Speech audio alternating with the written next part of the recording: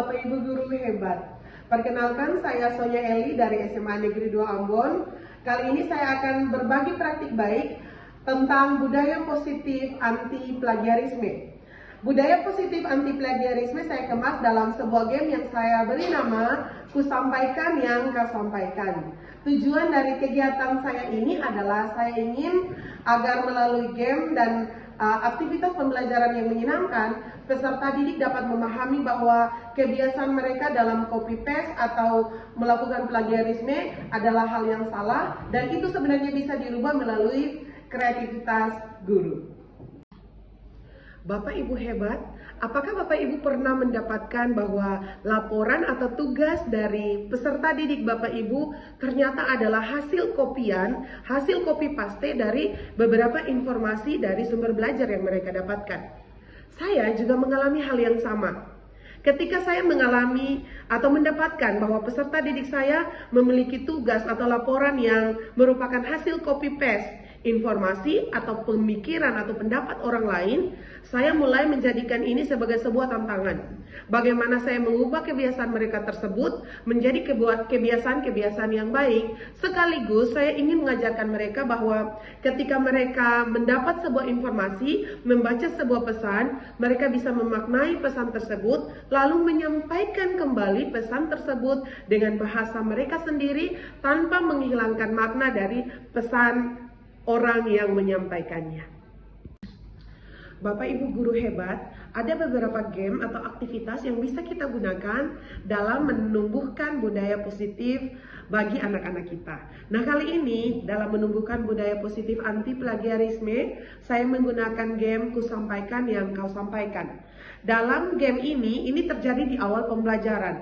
Saya ingin mengajarkan anak bahwa ketika mereka mendengar pesan dari temannya, mereka akan menyampaikan kembali pesan tersebut dengan cara yang benar.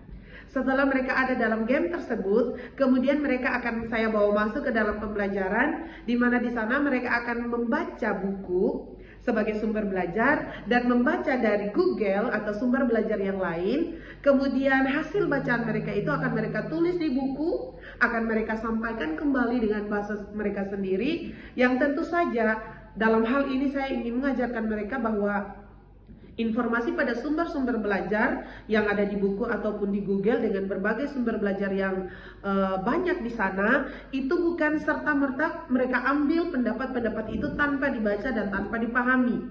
Justru sumber-sumber belajar itu sebenarnya memperkaya mereka, tetapi mereka harus membaca terlebih dahulu, memahami isinya, memahami maknanya, baru menyampaikan kembali di dalam tugas dan laporan kerja mereka.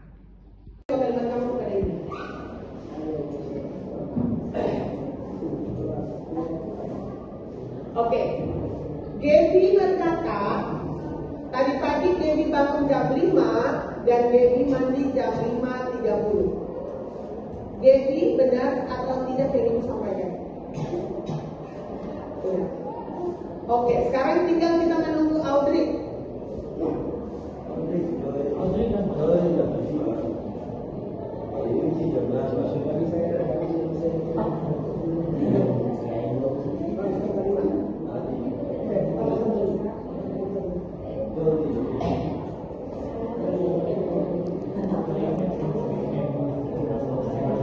Oke, tadi pagi saya ke sekolah jam 6.35, saya diantar oleh kakak saya. Benar atau tidak, Audrey? Oke, perhatikan. Untuk Audrey, saya tidak memulai dengan kata Audrey mengatakan. Saya katakan itu saya yang mengatakan. Tapi kalau Gaby, saya mengatakan dengan Gaby berkata. Paham kalian? Tadi kalimat itu harusnya kalimat siapa? Kalimat Audrey. Tapi saya mengatakan dia begini.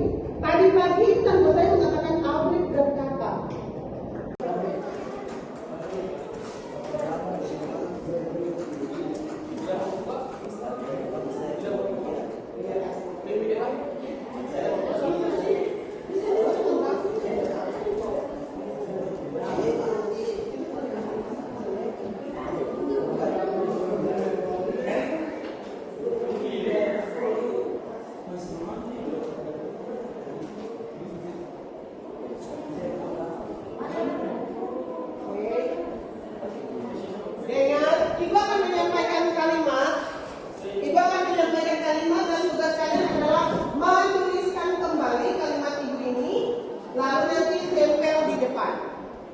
Ingat kalimatnya, semua tuliskan kan?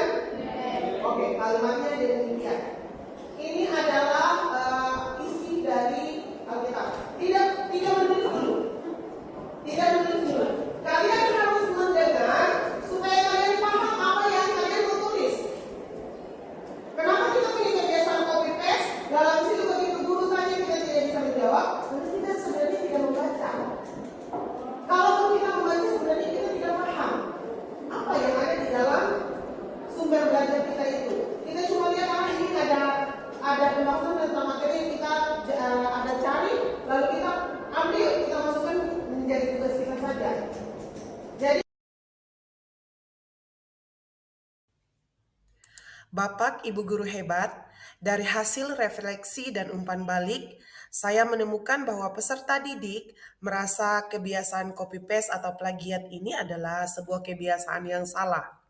Mereka juga menyatakan bahwa akan membiasakan diri mereka dengan membaca, mengamati, memahami. Benar. Hal ini tentu saja sejalan dengan tujuan saya melakukan kegiatan ini.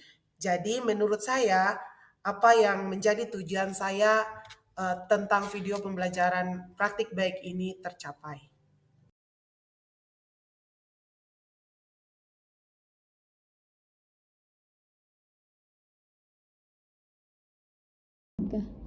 Bapak Ibu guru hebat, demikian adalah video praktik baik yang saya bagikan kepada Bapak Ibu di kesempatan kali ini. Besar harapan saya, video ini dapat menginspirasi Bapak Ibu untuk melakukan budaya-budaya positif lainnya bagi anak didik kita. Ingat ya Bapak Ibu, jangan copy paste. Boleh ATM, amati, tiru, modifikasi.